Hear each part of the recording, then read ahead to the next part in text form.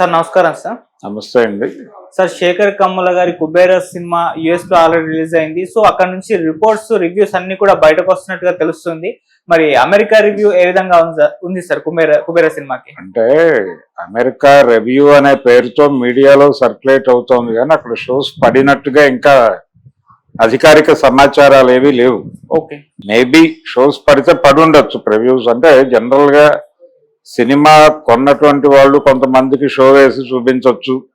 ఇలాంటిది ఏదో జరిగింది, మొత్తానికి ప్రీమియర్ ఏదో జరిగింది. అక్కడ ఒక ప్రీమియర్ చూసి బయటకు వచ్చినటువంటి ప్రేక్షకుల అభిప్రాయాలన్నీ క్రోడీకరించి ఒక రివ్యూ రూపంలో ప్రపంచం ముందు ఉంచే ప్రయత్నం మీడియా చేసింది. దాని ఇన్ఫ్లుయెన్స్ తో అంటే ట్విట్టర్ లోను రకరకాల చోట్ల తమ అభిప్రాయాలు చెప్పినవి అన్ని కలిపి ఒక ఒపీనియన్ కి తీసుకొచ్చి రాసినటువంటి ఒక రివ్యూ ప్రకారం ఈ సినిమా అంత ఎఫెక్టివ్ గా అనిపించలేదు, శేఖర్ కమ్ముల మార్క్ ఏమీ లేదు దీనిలో అనేది, అంటే కొంచెం రొటీన్ గా అనిపించింది సినిమా అనే అభిప్రాయం అయితే ఎక్కువ మంది చెప్పినట్టుగా తెలుస్తోంది. అక్కడి నుంచి అంటే రేపు సినిమా ఇక్కడ రిలీజ్ అవబోతోంది, రిలీజ్ అయిన తర్వాత ఒపీనియన్ మారితే మారొచ్చు.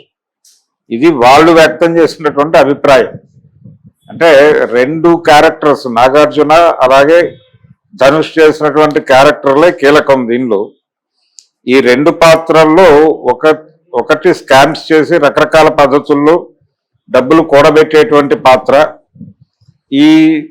ఇది ఎక్సెస్ అమౌంట్ వచ్చేసినప్పుడు దీన్ని ఎక్కడో చోట డైవర్ట్ చేయాల్సినటువంటి ఒక పరిస్థితి ఉత్పన్నమైనప్పుడు ఒక బిచ్చగాడిని ప్రవేశపెడతాడు ఆయన దానిలోకి. ఆ బిచ్చగాడు ధనుష్.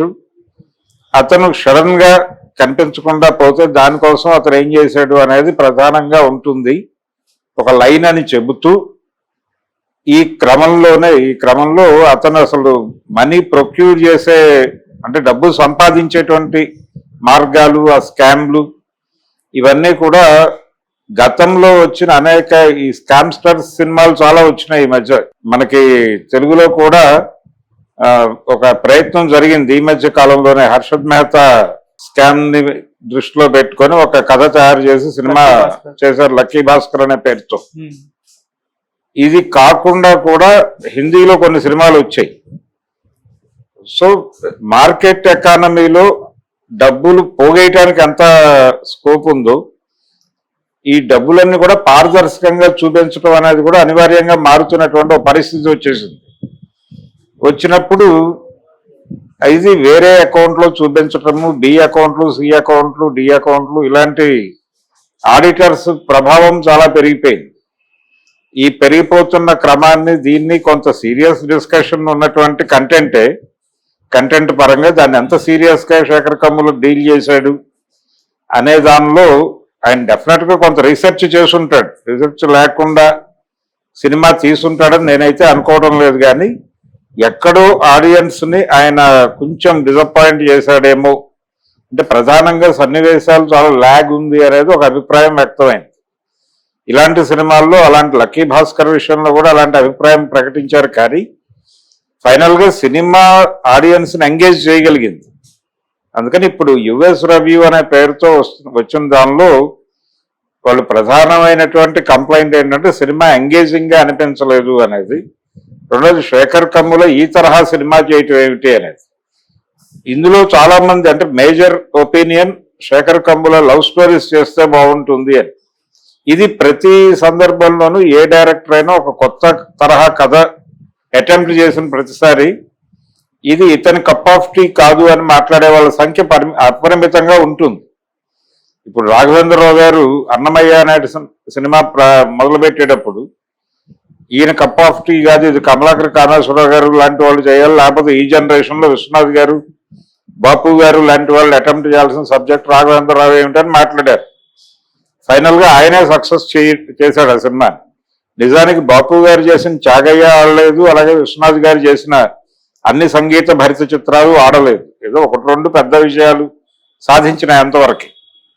కాబట్టి ఇది ఫలానా డైరెక్టర్ ఈ తరహా సినిమాలే తీయాలి అని అనుకున్న వాళ్ళకి ఏదైనా కొంచెం ఇబ్బంది కలిగితే కలిగి ఉండొచ్చేమో, కానీ ఓవరాల్ గా తను కొత్త తరహా కథలు చెప్పడానికి ఒక ప్రయత్నం అయితే చేస్తాడు శేఖర్ కమ్ముల. అలాగే ఒక జనాలకి ఏదో ఒక ఆలోచించుకోవటానికి ఒక పాయింట్ లేకుండా సినిమా తీయటం అనవసరం అనే అభిప్రాయం ఆయనకి ఆయన టీంలో ఉన్న వాళ్ళకు కూడా ఉంది. అందుకని కొత్త తరహా కథ కోసమే డెఫినెట్ గా ప్రయత్నం చేసుంటారు. అది ఎక్కడో డైజెస్ట్ అవటం దగ్గర ఎక్కడో చిన్న ప్రాబ్లం ఉన్న వాళ్ళందరూ కలిసి ఒక చోట ఎక్కడో అభిప్రాయం పెడితే ఆ అభిప్రాయం ఆధారంగా తయారైనటువంటి రివ్యూగానే చూస్తున్నాను దీన్ని. రేపు తెలుగు ప్రేక్షకులు ఆ సినిమా చూసిన తర్వాత రేపు ఉదయం మార్నింగ్ 8 o'clock నుంచి షోస్ ఉన్నాయి. సో ఆ షో చూసిన తర్వాత ఎలా రియాక్ట్ అవుతారు అనేది అప్పటి రివ్యూ విడిగా మాట్లాడుకుందాం మనం. ప్రస్తుతానికైతే యుఎస్ రివ్యూ సంతృప్తికరంగా లేదు, యావరేజ్ టు అబోవ్ యావరేజ్ సినిమాగానే మాట్లాడుతున్నారు. అయితే డిసప్పాయింట్ చేయలేదు, లాగ్ అయింది అనేది ఒకటి ప్రధానంగా. అలాగే శేఖర్ కమ్ముల నుంచి మేము ఎక్స్పెక్ట్ చేసింది లేదు అనే అభిప్రాయం కొంతమంది.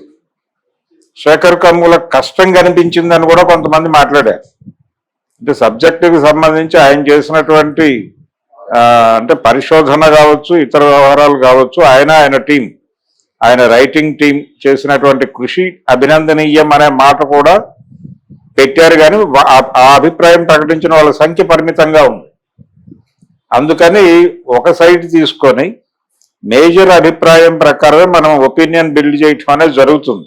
కానీ ఈ అభిప్రాయం కూడా ఉంది, సినిమా మీద పాజిటివ్ ఒపీనియన్ ఉంది, నెగిటివ్ ఒపీనియన్ కూడా కాదు. అది 100% నెగిటివ్ ఒపీనియన్ అయితే రాలా. కాకపోతే కొంచెం డిసప్పాయింట్మెంట్ మూడ్ కనిపించింది. దాంతో వాళ్ళు 2.5 దాకా 2.25 నుంచి 2.5 వరకు రేటింగ్స్ ఇచ్చే ప్రయత్నం జరిగింది. అక్కడి నుంచి వస్తున్నటువంటి సమాచారం ప్రకారం 2.5 అంటే మామూలు విషయం ఏం కాదు. 2.25 to 2.5 అనేది యావరేజ్ సినిమా, పర్లేదు అనే వాతావరణం. పర్వాలేదు అని అక్కడ అనిపించినప్పుడు ఇక్కడ ఇంకా బెటర్గా ఉండే అవకాశమే ఉంది. ఇక్కడ ఒపీనియన్ సాలిడ్ ఒపీనియన్, ఇండియా ఇక్కడ చూసినటువంటి ప్రేక్షకుల అభిప్రాయమే సాలిడ్ ఒపీనియన్ గా అనుకుంటే, ఎందుకంటే అది స్ట్రైట్ ఒపీనియన్ కాదు. రెండోది ఆ సినిమా చూసినటువంటి వ్యక్తులు వివిధ